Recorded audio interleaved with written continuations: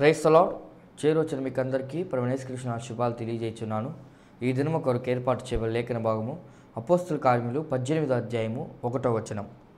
అటు తర్వాత పౌలు ఎథెన్స్ నుండి బయలుదేరి కొరింథునకు వచ్చి పొంతు వంశీయుడైన అకుల అను ఒక యూదుని అతని భార్య అయిన ప్రిస్కిల్లాను కనుగొని వారి యొద్దకు వెళ్ళెను. Praise the Lord. దేవునికి స్తోత్రం. హల్లెలూయా, హల్లెలూయా, హల్లెలూయా.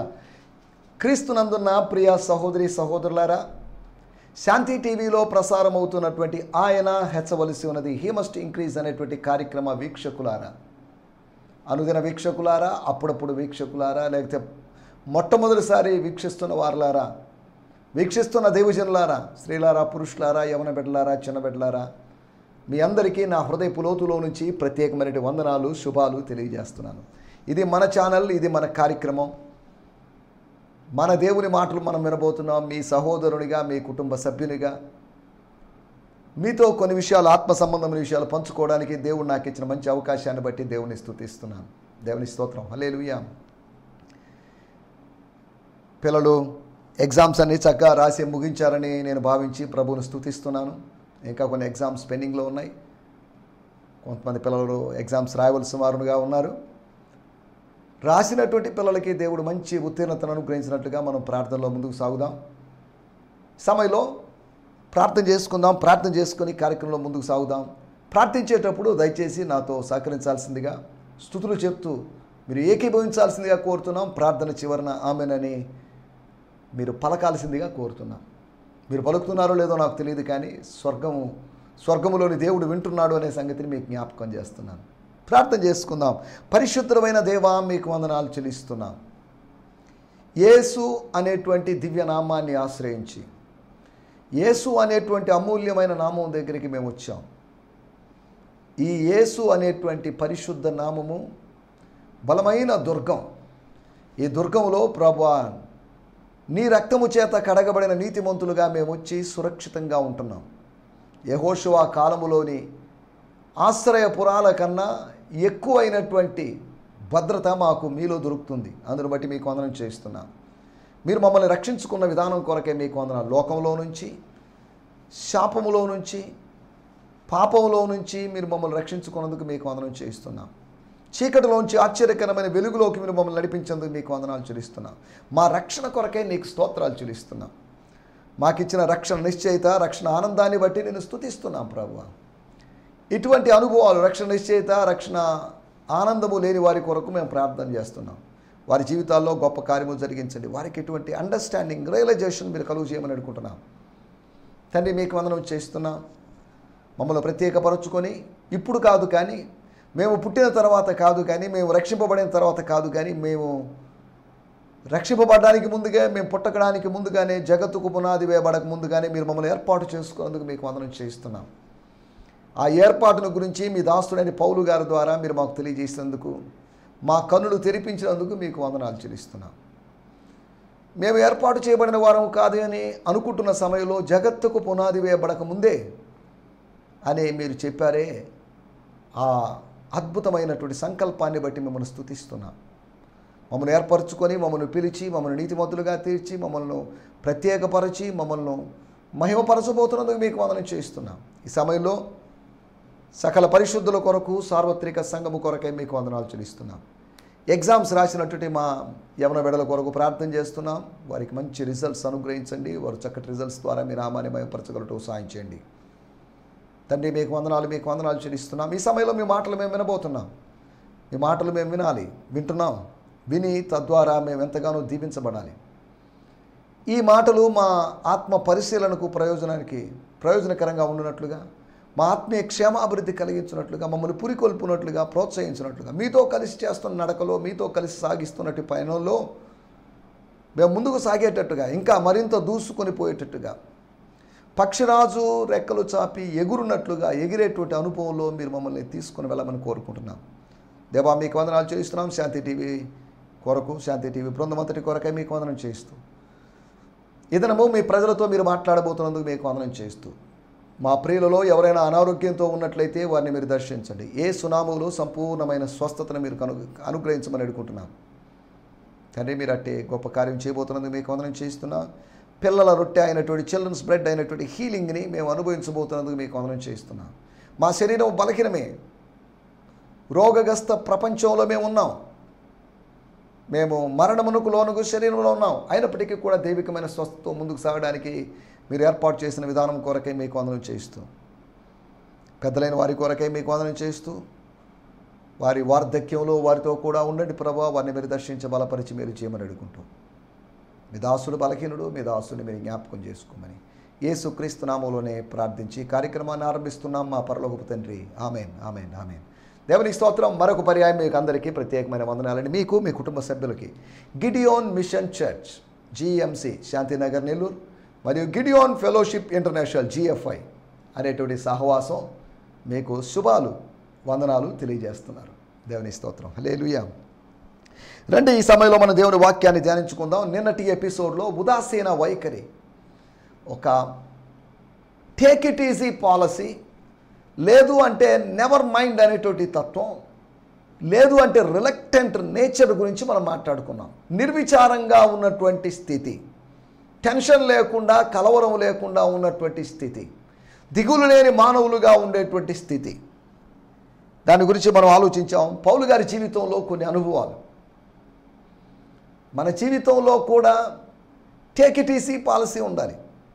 పాపము చేస్తూ టేక్ ఇట్ ఈజీ అని కాదు, పరిశుద్ధతలో కొనసాగుతూ ఇక ట్రివియల్ థింగ్స్, అనవసరమైన విషయాల్ని పట్టించుకోకుండా వాటి వైపు దృష్టి మలచకుండా మనం ముందుకు సాగడానికి ప్రభు మనకు సహాయం చేయాలి. కానీ మన కాన్సంట్రేషన్, మన ఫోకస్ ఎప్పుడు జీసస్ మీద ఉండాలి, యేసు మీద మన దృష్టి ఉంచాలి. అనవసరమైన వాటి కదా, పైనున్న వాటి మీదనే మన మనసు ఉంచాలి, పైనున్న వాటి మీద మనసు ఉంచాలి. మనము పరుగు పందెములో ఓపికతో పరిగెత్తు నిమిత్తం యేసు వైపు చూస్తూ ఉండాలి. ఎవరేమనుకున్నా, ఎవరు ఎంత విమర్శించినా, ఎవరు పరిహసించినా, ఎవరు హాస్యాస్పదంగా ఎంచినా, సామెతకు కారణంగా మనల్ని మార్చినా, మనం లెక్క చేయకుండా ఏ విశ్వాస పరుగు పందెంలో ముందుకు సాగడానికి ప్రభు సహాయం చేయనుగాక. దేవుని స్తోత్రం.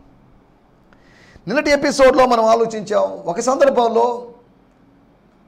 తాను ఏమాత్రం అఫెండ్ కాకుండా వస్త్రములను దులుపుకొని, తన పాదములు కంటినటువంటి ధూళిని దులుపుకొని, సరే okay no problem, let's go somewhere.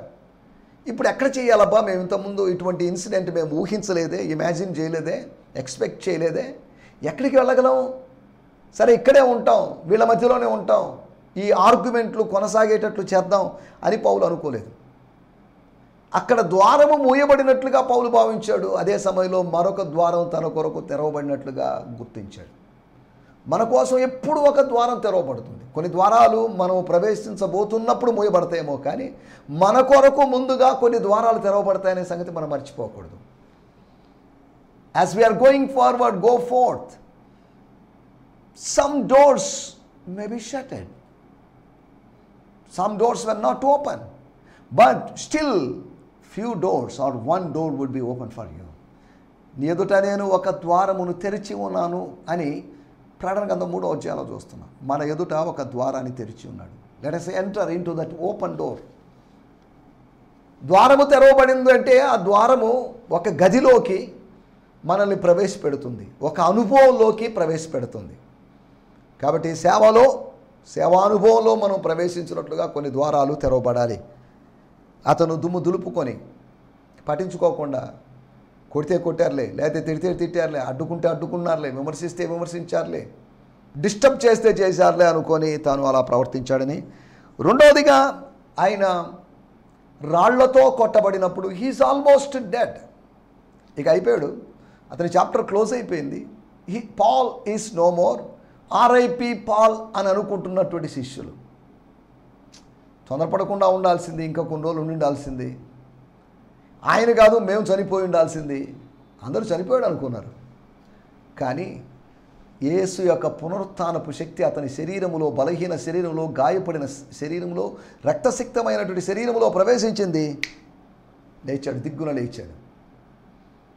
దేవుని యొక్క జీవాత్మ, ప్రాణాత్మ లేకపోతే జీవాత్మ అతని లోనికి ప్రవేశించి అతన్ని నిలబెట్టింది. Let us go back to the town. ఏ పట్టణస్తులైతే మనల్ని తరిమి తరిమి కొట్టి సరిహద్దులోకి తీసుకొచ్చారో అక్కడికి వెళ్దాం అని అక్కడికి వెళ్ళినటువంటి సందర్భాన్ని లేచి వెళ్ళినటువంటి సందర్భాన్ని, దులుపుకున్న అనుభవము, లేచి వెళ్ళినటువంటి అనుభవము. తర్వాత అపోస్తల కార్యములు 16వ అధ్యాయంలో మనం గమనించినట్లయితే వారిని కొట్టినప్పటికీ, గాయపరిచినప్పటికీ, కాళ్లను బొండల్లో వేసి బిగించినప్పటికీ కూడా, సరిగ్గా నడవలేని విధంగా వాళ్ళని చేసినప్పటికీ కూడా, బొండలతో భారంగా నడవాల్సిన పరిస్థితి వచ్చినప్పటికీ, అది ఎంత కష్టం. చేతులకు సంకెళ్ళు వేసుకున్నా పర్లేదు, వేసినా పర్లేదు, ఎలాగో అడ్జస్ట్ చేయొచ్చు. కానీ ఇప్పుడు ఏకంగా కాళ్లకు బొండలు వేసిన పరిస్థితి. అంత వేగంగా నడవలేము, తప్పించుకుని పోయే అవకాశం లేదు. వాళ్ళకి తప్పించుకోవాలనే ఆశ లేదు, దేవుడే తప్పిస్తాడనే ఆశ తప్ప ఎలాగైనా గోడ దూకి లేకపోతే గోడ కన్నం వేసి తప్పించుకోవాలనేటువంటి ఆ దొంగ ఆలోచన వాళ్ళకి లేదు. వాళ్ళు దేవుని సేవకులు కనుక దైవికంగానే వాళ్ళు ఆలోచిస్తున్నారు. దేవుని సేవకుడు ఎప్పుడు దైవికంగా ఆలోచించాలి. లౌకికమైన మనిషి లౌకికంగానే ఆలోచిస్తాడు, కానీ ఆత్మీయుడు ఎప్పుడు ఆత్మీయంగా ఆలోచించాలి. దేవుడు ఈ జైలు గోడలు ఎంత పెద్దవైనా సరే, కాళ్ళకు బొండలు వేసినా సరే, చేతులకు సంకెళ్ళు వేసినా సరే, ఏం చేసినా చుట్టూ నిరీక్షణ లేని పరిస్థితులు, అన్ని మూయబడిన ద్వారాల మధ్యలో బంధించబడి ఉన్నప్పటికీ కూడా దేవుడు కాపాడుతాడు, తప్పిస్తాడు అని విశ్వసించిన పౌలు యొక్క విశ్వాసాన్ని బట్టి జరిగిన కార్యం అని అనలేదు, కానీ ప్రభు కృపను బట్టి జరిగిన కార్యం. మూడవదిగా అతడు ఆ సమయంలో జైల్లో ఉండి పాటలు పాడి ప్రార్థించాడు. ప్రార్థన చేశాడు. పాటలో సువార్తను తెలియజేశాడు. పాటలో యేసును గురించి, యేసు యొక్క గొప్పతనాన్ని గురించి పాడాడు. ప్రార్థనలో తనకు సహాయం చేయమని ఈ పాటలోని సందేశం, ఈ గానములోని సందేశం, సంగీతం లేకపోవచ్చు, అక్కడ ఆర్కెస్ట్రా లేకపోవచ్చు, మ్యూజిక్ స్కూల్ కాదు, చర్చ్ కాదు, కానీ తాను పాడుతున్నప్పుడు తాను ఒకవేళ శ్రావ్యంగా పాడకపోయి ఉండొచ్చు, అపశృతితో పాడి ఉండొచ్చు, కానీ ఆ స్వరాన్ని దేవుడు తాకినప్పుడు దైవకార్యం జరిగింది. ఆ చెరసాల గదులు, ఆ కారాగారాలు దైవికమైనటువంటి కర్మాగారాలుగా మారాయి అని చెప్పడంలో ఎటువంటి సందేహం లేదు. దేవుని స్తోత్రం, హల్లెలూయా. నాలుగవదిగా అపోస్తల కార్యములు 28వ అధ్యాయము 5వ వచనంలో మనం గమనిస్తే, అతడు జాడించేశాడు అనగా విదిలించేశాడు, షుక్ ఆఫ్ లేకపోతే క్యాస్ట్ డౌన్, కొడഞ്ഞു అనగా విదిలించేశాడు, ఊపేసి వదిలించేశాడు. ఒకవేళ కొంతకాలంగా ఉపయోగించకుండా తగిలించినటువంటి షర్టు మరలా ధరించుకోవాల్సి వచ్చినప్పుడు దాన్ని ఒక్కసారి విదిలించి దాన్ని ఉపయోగించుకుంటున్నట్లుగా, తన చేతికి అంటినటువంటి అంటకూడనటువంటి సర్పం తన చేతిని అంటుకున్నప్పుడు తద్వారా అన్యజనులకు అది అభ్యంతరకరంగా మారినప్పుడు, ఓహో న్యాయదేవత సర్పరూపంలో వచ్చిందని వాళ్ళు భావించారు. న్యాయదేవతగా వచ్చిందని కాదు, న్యాయదేవత సర్పదేవతగా వచ్చిందని అనాగరికులైనటువంటి వాళ్ళు. నాగరికులు కాదు, నాగరికత రాలేదు, సువార్త ద్వారానే నాగరికత వాళ్ళకు వచ్చింది. The gospel brought civilization to them, gospel gave education to them. ఆ ద్వీపాన్ని మార్చగలిగింది. స్తోత్రం, హల్లెలూయా. ఇక్కడ గమనించాలి, అపోస్తల కార్యములు మనం గమనిస్తే సొలొమోను మంటపం దగ్గర లేదా దేవాలయము దగ్గర ఆరంభమైనటువంటి ఉద్యమం లేదా ఉద్యమం అపోస్తల కార్యములు 28వ అధ్యాయంలో ద్వీపంలో, ఐలాండ్లో జరుగుతున్నటువంటి ఉద్యమంతో ముగించబడింది. ఐలాండ్లోనే కాదు, అపోస్తల కార్యం 28వ అధ్యాయం చివరి వచనాల్లోకి వస్తే అద్దె ఇంట్లో జరిగినటువంటి ఒక ఉద్యమం, అద్దె ఇల్లు ద్వారా జరిగినటువంటి ఒక ఉద్యమం అనగా ఆలయము దగ్గర నుంచి ఆరంభమైన ఉద్యమపు చరిత్ర అద్దె ఇంటి దగ్గర జరిగినటువంటి ఉద్యమంతో ముగుస్తుంది. 28 అధ్యాయాల్లో మనం అర్థం చేసుకోవాలి. దేవుని స్తోత్రం, హల్లెలూయా. మనం ఆలోచిస్తున్నటువంటి విషయాలు, అతడు దులుపుకున్నాడు, లేచి వెళ్ళాడు, అతడు భయపడలేదు, ఏమాత్రం భయపడలేదు. పోతే పోయింది, ఏం చేస్తారు, ఇక చంపగలరేమో, ఆ ప్రాణాపాయ పరిస్థితి, ఆ జీవ మరణాల మధ్యలో పోరాటం కొన్ని నిమిషాలు ఉంటుంది. Let me die, no problem, let me die అని సంసోను వంగినట్లుగా, లెట్ మీ డై అని పాటకు ప్రాణం పోసి పాడినటువంటి సందర్భం. తన జీవితంలో పాడిన అద్భుతమైన పాట అనేది నేను అనలేదు. అలా చేయడం వలన జరిగినట్టు విషయం ఏంటంటే, ఖైదీలు వినుచుండిరి, ఖైదీలు రక్షణ పొందారు. వినుచున్న ఖైదీల్లో విశ్వాసం కలిగింది. వినుచున్న ఖైదీల్లో ఒక పరివర్తన కలిగినట్లుగా మనం చూస్తున్నాం. దేవుని స్తోత్రం. హల్లెలూయా. అతడు పాము కదా ఏమవుతుందేమో అని అవతల వాళ్ళకి భయం ఉంది, కానీ తాను భయపడలేదు. మనం భయపడాల్సిన అవసరం లేదు. అవతల వాళ్ళు మన గురించి జబ్బు ముదిరింది, లేకపోతే ఫోర్త్ స్టేజ్కి వచ్చాడు, అతను బతకడు, లేకపోతే కాలు కట్ చేశారు, వేలు కట్ చేశారు, అతను బతకడు, ఇక కష్టమే అని కామెంట్లు చేయొచ్చు. వాళ్ళ అభిప్రాయం చెప్పొచ్చు. వాళ్ళ అభిప్రాయానికి అతీతమైనటువంటి ఒక అద్భుతం జరుగుతుంది. ఫెయిల్ అయినటువంటి చికిత్సకు అతీతమైనటువంటి ఒక అద్భుతం, ఫెయిల్ అయినటువంటి సర్జరీకి అతీతమైనటువంటి కార్యం కూడా జరగవచ్చు. దేవునికి అసాధ్యమైన కార్యము లేదు.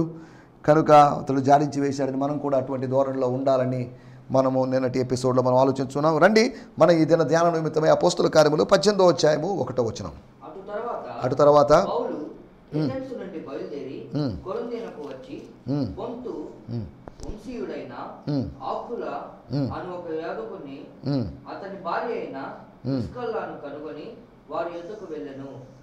చాలా నేను చదువుతున్నాను. When Paul left Athens, he traveled to Corinth. అనగా ఇంచుమించు 83 కిలోమీటర్ల దూరం నుండి కొరింథుకు వచ్చాడు. వేర్ హీ మెట్, 2వ వచనంలో రాయబడింది, where he met a Jewish man named Aquila who was originally from northeastern Turkey.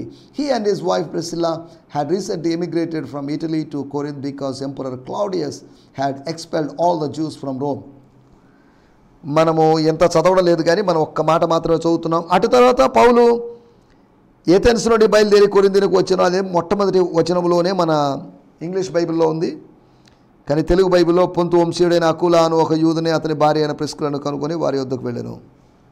కొరింథీలో రావడంతోనే అతడు ఒక కుటుంబాన్ని కనుగొన్నాడు. మన టైటిల్ ప్రయాణం. ఏం ప్రయాణం అనగా ఎథెన్స్ నుండి కొరింథుకు చేసిన ప్రయాణం. ఎటువంటి ప్రయాణం, దాని గురించి నేను 5 మాటలు త్వరగా మీకు జ్ఞాపకం చేయబోతున్నాను. What type of journey it was అనగా ఎథెన్స్ లాంటి పట్టణములో నుంచి కొరింథీ లాంటి పట్టణానికి ఎవరు రావడానికి ఇష్టపడ్డు. ఒకవేళ అవసరమైతే కొరింథీలో నుంచి ఎథెన్స్కి వెళ్ళడానికి ఇష్టపడతారు, కానీ అనగా స్కాలర్స్ మధ్యలో నుంచి సెక్యులర్ పీపుల్ మధ్యలోకి, శరీర సంబంధమైనటువంటి ప్రజల మధ్యలోకి వెళుతున్నటువంటి పౌలుని ఏమనాలి, ఈ ప్రయాణం ఎటువంటిది అనే దాని గురించి నేను మీకు జ్ఞాపకం చేస్తాను. మొట్టమొదటి మాట అపోస్తుల కార్యములు 18వ అధ్యాయం 1వ వచనం చూడాల్సిన అవసరం లేదు. అది చిన్నదాని నుంచి పెద్దదాని వరకు సాగినటువంటి ప్రయాణం. అంటే దాని అర్థం ఏంటంటే, సుమారు ఎథెన్స్ యొక్క పాపులేషన్, టోటల్ పాపులేషన్, లేకపోతే క్రిస్టియన్స్, లేకపోతే జ్యూస్, లేకపోతే గ్రీక్స్ అంతా కలుపుకొని ఒక 20,000 ఉన్నారు. కానీ 20,000 కూడా 10,000 అనే చరిత్ర చెప్తుంది. కానీ కొరింథీ యొక్క పాపులేషన్ 2 lakhs వరకు ఉన్నటువంటి పాపులేషన్, అనగా 20 రెట్లు అధిక జనసంఖ్య ఉన్నటువంటి పట్టణానికి వచ్చాడు. 10,000 ఎథెన్స్లో ఉన్నారు, 10,000 మంది మాత్రమే. కానీ 2 లక్షల మంది. ఈ 10,000 మందికి ఆయన సువార్తీకరణ చేశాడని కాదు, తన ప్రయత్నం తాను చేశాడు. ఎంతమందిని మ్యాక్సిమం ఎంతమందిని, ఒక 50%, 20, 30%, 40% రీచ్ అయ్యొచ్చు. కానీ ఇప్పుడు అక్కడి నుంచి ఒక బిగ్, అనగా 120,000 మంది అని చెప్పబడినటువంటి నినివే కన్నా ఒక పెద్ద పట్టణం, బిగ్గర్ నినివేకి. అనగా ఈ కొరింథీ అనేది కొత్త నిబంధన నినివే అనుకోండి, అంతవరకే. కొత్త నిబంధన నినివే అని చెప్పబడలేదు. అలాగైతే పౌలు గారు యోనా అనుకోండి, అంతవరకే. కానీ మనం దాని గురించి ఎక్కువగా మనం ఆలోచించడం లేదు. అనగా మన జీవితంలో కూడా కొన్ని నినివేలు ఉంటాయి. మనం కూడా ప్రవక్తల్లాగా ప్రార్థించాల్సిన, మనం వెళ్ళకూడని మార్గంలో వెళుతూ ఎక్కకూడని ఓడని ఎక్కి నిద్రించేటువంటి అవస్థలో ఉన్నటువంటి పరిచారకులం కావచ్చు. మనలో ఒక యోనా ఉన్నాడు, మనమే కొన్నిసార్లు యోనాగా మారుతామనే సంగతి, మారిపోతుంటామనే సంగతి మనకందరికీ తెలిసిన విషయమే. మొట్టమొదటి విషయము, ఏ journey from smaller area to bigger area, wide area. అనగా ఎక్కువ జనసంఖ్య కలిగినట్టు, అనగా పౌలుకి ప్రభు వేరొక స్థలంలోకి, బిగ్గర్ ప్లేస్లోకి దేవుడు ట్రాన్స్ఫర్ చేశాడు. నిన్ను ఎప్పుడో కొంతమంది మధ్య దగ్గర కాదు, అనేక మంది దగ్గర దేవుడు పెడతాడు. తన మిషనరీ జర్నీ యొక్క ముగింపు సమయంలో ఈ అధ్యాయం దాని యొక్క ముగింపుని తెలియజేస్తుందని మనం చెప్పుకున్నాం. రెండో విషయాన్ని నేను మీకు జ్ఞాపకం చేస్తాను. అపోస్తుల కార్యములు 17వ అధ్యాయము 14వ వచనంలో మనం గమనించినట్లయితే, సహోదరులు పౌలును సముద్రము వరకు వెళ్ళమని పంపిరి. అయితే సీలయు తిమోతియు అక్కడనే నిలిచిపోయిరి. సీలయు తిమోతి, లూకా సంగతి మనకు తెలియదు, వాళ్ళు అక్కడే నిలిచిపోయారు. లూకా కూడా ఈ ఇద్దరితో కలిసి నిలిచిపోయాడు మనకు తెలియదు. నలుగురు లేదా ముగ్గురుగా ఉన్నటువంటి టీంలో ఇప్పుడు ఎథెన్స్ నుంచి కొరింథీకి పౌలు మాత్రమే వచ్చాడు. చూడండి, లేదా ఎథెన్స్ కూడా రాలేదు ఆయన, వాళ్ళు బెరయలోనే ఆగిపోయారు, లేదా ఆ మాసిడోనియన్ ఏరియాలోనే ఆగిపోయారు. అంటే మనం అర్థం చేసుకోవాల్సిన విషయం ఏంటంటే, తాను ఒక టీంలో పనిచేస్తున్న వ్యక్తి ఇప్పుడు ఒంటరి వాడుగా మారాడు. కొరింథీ నుంచి ఎథెన్స్ నుంచి కొరింథీకి చేసిన ప్రయాణం ఒక చిన్న లెసర్ పీపుల్లో నుంచి మోర్ పీపుల్లోకి అతను ప్రయాణం చేసినట్లుగా, రెండవది ఒంటరితనము నుండి సహవాసానికి చేసినటువంటి ప్రయాణంగా భావించవచ్చు. కొరింథీలో రాగానే అక్కడ ఒంటరిగా తను సింగిల్గా పరిచయం చేయాల్సిన అవసరం రాలేదు, అక్కడ ఒక ఫ్యామిలీని కనుగొన్నాడు. ఎథెన్స్ అంతా తాను ఒంటరిగా పనిచేశాడు. ప్రభు అతనికి తోడుగా ఉన్నాడు, కానీ మానుషికమైనటువంటి హెల్ప్ అతనికి లేదు, మానుషికమైనటువంటి కోఆపరేషన్ అతనికి లేదు. బ్రదర్స్ లేరు అక్కడ. వస్తామన్న బ్రదర్స్ ఇంకా రాలేదు, బ్రదర్స్ ఆలస్యం చేశారు, తను ఒక్కడే మిగిలాడు. ఒంటరితనము నుండి ఆయన ఒక సహవాసానికి వచ్చాడు. His journey was from loneliness to a fellowship. ఒకటి చిన్నదాని నుంచి పెద్దదానికి చేసిన ప్రయాణం, రెండోది ఒంటరితనం నుంచి సహవాసానికి చేసినట్టు ప్రయాణం. అదే మనం ఆలోచిస్తే అపోస్తుల కార్యములు 17వ అధ్యాయము 18వ వచనం మనం గమనిస్తే, 3వ వచనం, చాలండి, స్తోత్రం.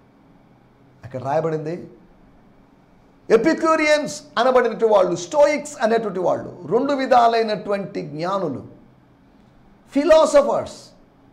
తన ప్రయాణం ఇప్పుడు తత్వవేత్తల దగ్గర నుంచి తనువు మీద ఆధారపడి జీవిస్తున్న వారి దగ్గరికి తన ప్రయాణం సాగింది. ఫ్రమ్ ఫిలాసఫీ టు స్పిరిచువాలిటీ లేదా carnality. His journey was from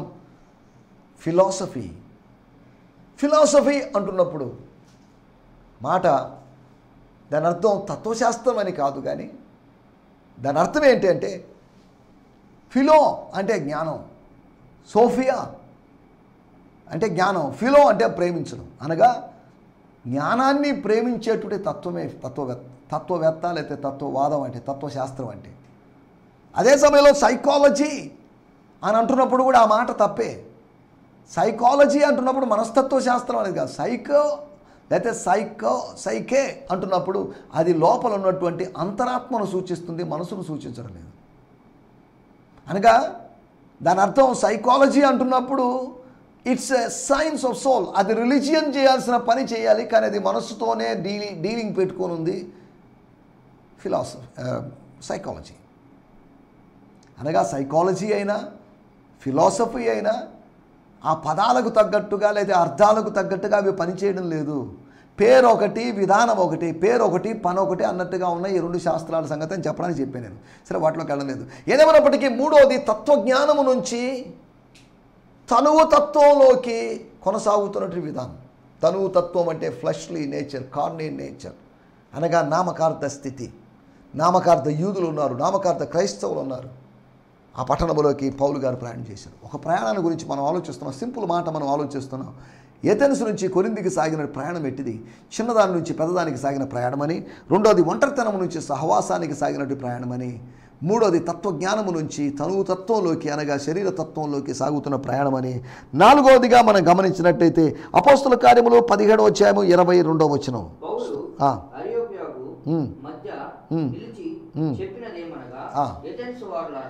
చాలండి. 18వ అధ్యాయము 9వ వచనంలో గమనించినట్లయితే 18:9 రాత్రివేళ చాలండి. ఇక్కడ గమనించాలి, ప్రభువు రాత్రివేళ దర్శనమందు కనబడ్డాడు. మనం చదువుకున్నటువంటి 17వ అధ్యాయం 22వ వచనంలో దర్శనం కాదు, అక్కడ వాక్యము అనగా వాక్య వివరణ. ఇక్కడేమో దర్శనం అనగా వాక్యము నుంచి, ప్రసంగము నుంచి పరలోకపు దర్శనానికి సాగిన ప్రయాణం అది అని అర్థం చేసుకోవాలి. ప్రసంగము నుంచి పరలోక దర్శనానికి సాగినట్టు ప్రయాణం. ఎప్పుడు ప్రసంగాల దగ్గర ఆగిపోవద్దు, పరలోక దర్శనాలు కూడా పొందుకోండి. రెండూ కావాలి. పరలోక దర్శనాలే కావాలి, ప్రసంగం వద్దని కాదు. ప్రసంగమే కావాలి, పరలోక దర్శనం ఈ రెండూ కావాలి. We should balance both vision and the word అనేటువంటి సంగతిని మీకు గుర్తు చేస్తున్నాను. తర్వాత చివరి విషయాన్ని నేను మీకు జ్ఞాపకం చేస్తాను. 18వ అధ్యాయము 8వ వచనం. ఆ సమాజమందరపు అధికారి అయిన క్రిస్పు తన ఇంటి వారందరితో కూడా ప్రభువునందు విశ్వాసం ఉంచెను. మరియు కొరింథీయులలో అనేకులు విని విశ్వసించి బాప్తిజం పొందిరి. చాలండి, అనేకులు విని విశ్వసించిరి అనగా ఎథెన్స్లోని మినిస్ట్రీ ఫెయిల్యూర్ అయింది. అది అపజయానికి పాలైంది, పరాజయానికి దారితీసింది. కానీ అక్కడి నుంచి అపజయము నుంచి ఒక అద్భుతమైన విజయములోకి ఆయన పరిచర్య సాగింది. కొరింథీలో అపజయము నుంచి జయములోకి సాగినటువంటి ప్రయాణంగా ఈ ప్రయాణం చెప్పుకోవచ్చు. ఈ 5 విధాలుగా ఈ ప్రయాణం గురించి మనం మాట్లాడుకుంటున్నాం. అలాగైతే ఒక ప్రాంతం నుంచి మరొక ప్రాంతంలోకి, ఒక జిల్లాలో నుంచి ఒక మరొక జిల్లాకి, ఒక గ్రామం నుంచి మరొక గ్రామంలోకి, ఒక రాష్ట్రం నుంచి మరొక రాష్ట్రంలోకి దేవుని సేవకులు వెళ్తున్నప్పుడు వాళ్ళ అనుభవాలు, వాళ్ళ ప్రయాణాలు ప్రత్యేకంగా ఉన్నాయనే సంగతిని మనం జ్ఞాపకం చేసుకుంటున్నాం. చిన్నదాని నుంచి పెద్ద దాకా సాగినట్టు ప్రయాణమని, అంతేకాకుండా రెండవదిగా ఒంటరితనం నుంచి సహవాసానికి సాగిన ప్రయాణమని, మూడవది తత్వజ్ఞానము నుంచి తత్వంలోకి సాగినటువంటి ప్రయాణమని, అంతేకాకుండా వాక్యము నుండి దర్శనానికి సాగినటువంటి ప్రయాణమని, అపజయము నుంచి అత్యధికమైన విజయములోకి సాగిన ప్రయాణమని ఆ ప్రయాణం గురించి చెప్పుకున్నాం. మన జీవితంలో కూడా ఇటువంటి బలాభివృద్ధిని పొంది ప్రయాణం చేసేటువంటి అనుభవాలు, సియోను వైపు ప్రయాణం చేసేటువంటి ఇట్టి ప్రయాణపు అనుభవం కలగాలని కోరుకుంటూ నా మాటలు ముగిస్తున్నాను. దేవునికి స్తోత్రం. హల్లెలూయా. మీ అందరికీ వందనాలు. ఈ సందేశము మీకు ఆశీర్వాదకరంగా ఉందని నమ్ముచున్నాము. ప్రార్థనా అవసరతల కొరకు మమ్మల్ని సంప్రదించవలసిన మా చిరునామా గిద్యోన్ మిషన్ చర్చ్, 6వ వీధి, శాంతినగర్, నెల్లూరు 4, ఆంధ్రప్రదేశ్. పిన్ 524004. మా ఫోన్ నంబర్లు 7036443613 మరి ఒక నంబర్ 9392293010. మా ఈమెయిల్ ఐడి gfihmi2015@gmail.com. దేవుడు మిమ్మును ఆశీర్వదించునుగాక. ఆమేన్.